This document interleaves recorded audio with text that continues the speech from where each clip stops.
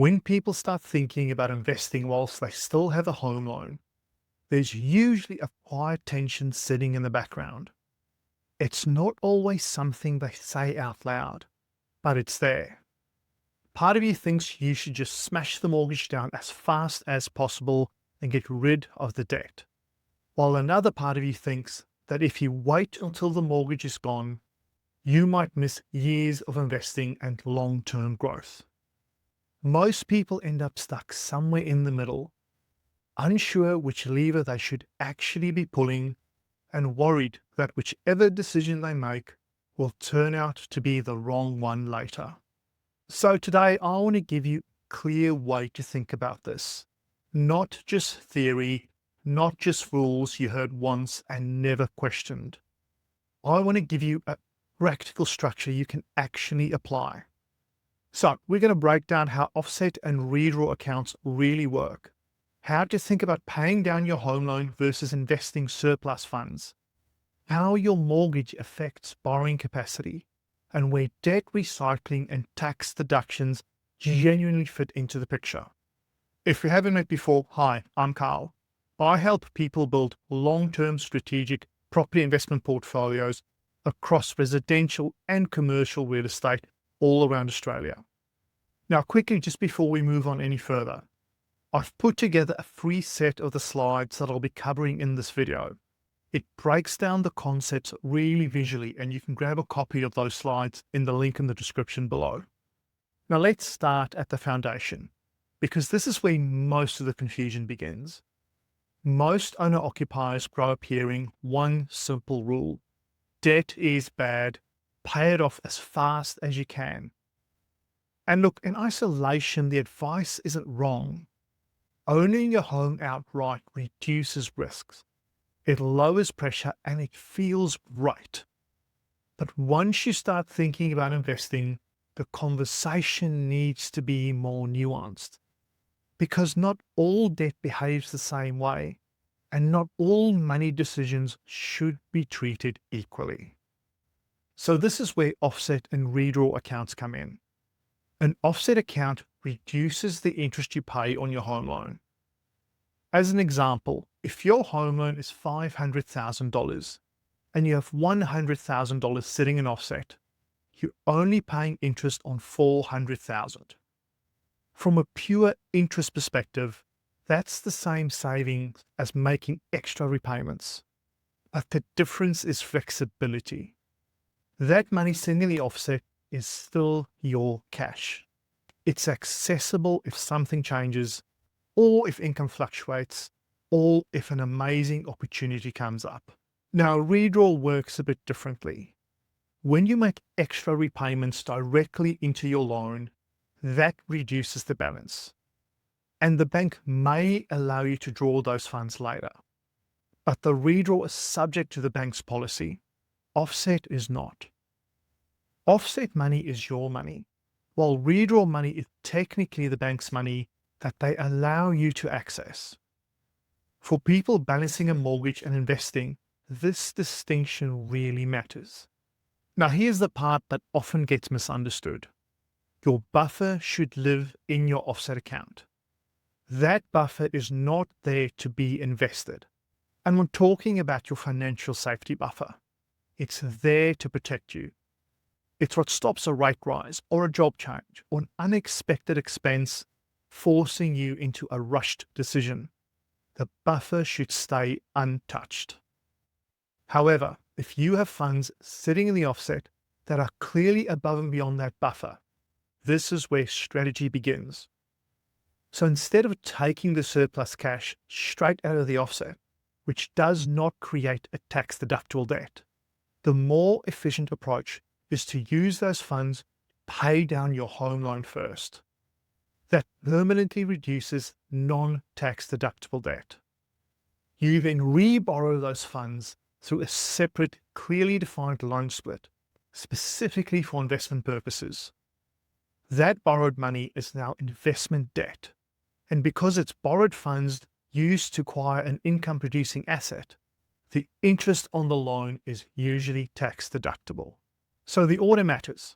The buffer stays in offset, Surplus funds reduce the home loan and investment money is borrowed back out correctly. The total debt position may be similar, but the mix of deductible versus non-deductible debt improves over time. That's debt recycling when it's done correctly. And look, this isn't about rushing or being aggressive. Debt recycling works best when it's gradual, controlled, and supported by a clean structure and proper advice. Now, let's talk about the decision that sits underneath all of this. Paying down your home loan versus investing. When you pay down your home loan, you're not earning a return in an investment sense. What you're doing is avoiding interest.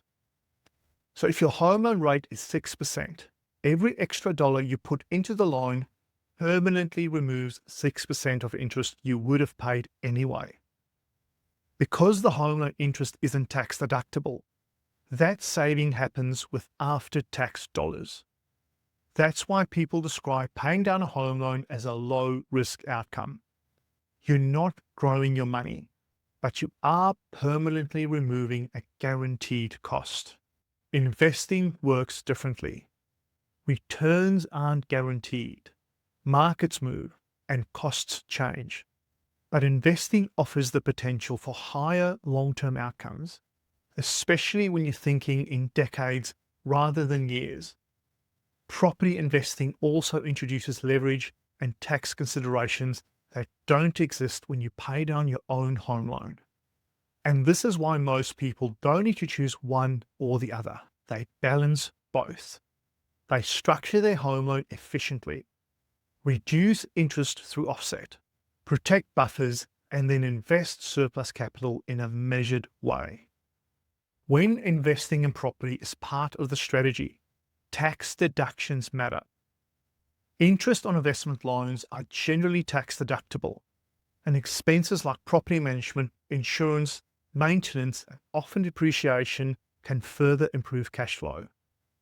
Now look, taxation doesn't turn a bad investment into a good one, but it does change the way how you compare investing versus paying down debt. Now let's talk about borrowing capacity, because this often catches people off guard. Just because you're comfortable paying off your mortgage doesn't mean lenders see it the same way. They will assess the full loan balance, they'll apply higher assessment rates, they'll add buffers, and they'll usually assume principal and interest repayments. From a servicing perspective, your home loan is often the biggest constraint on future borrowing, especially when it's non-deductible debt. So this is why early structure matters. Offset improves real-world flexibility. Clean loan splits protect tax outcomes. Buffers reduce pressure. And good sequencing keeps options open as your strategy evolves. And that brings us back to buffers one last time. Buffers aren't just for emergencies. They give you confidence and they give you time. Without them, every rate rise feels stressful and every unexpected cost feels threatening, which leads to reactive decisions. With a buffer in place, you can think clearly and act strategically. So if we pull this together, balancing a home mortgage and investing isn't about chasing one perfect move. It's about building a system. You structure the loan properly, protect your buffer, use surplus funds deliberately, understand how debt affects borrowing, and treat tax deductions as a tool for efficiency, not a shortcut. Now, if you are at the point where you're actively looking to buy, this is where getting a loan structure right can make a real difference. Funding doesn't sit in isolation. It works best when it's aligned with your broader strategy, your risk profile, and the decisions that come before and after that. If you'd like support navigating this properly as part of an end-to-end buying strategy, I can help. You can book a free consultation with me via the link in the description below. We'll use the time to talk through your situation to see how I may be able to help you. Now that you understand how balancing your home mortgage and investing actually works, the next piece to get right is how your loans are structured. I'd recommend watching my video on how loan structures impact your long-term strategy next, because the way loans are set up today has a direct effect on your borrowing capacity, flexibility, and the options you have to invest over time. You'll see that video linked on screen now. So thank you very much for watching. I'm Karl, and I'll see you on the next one.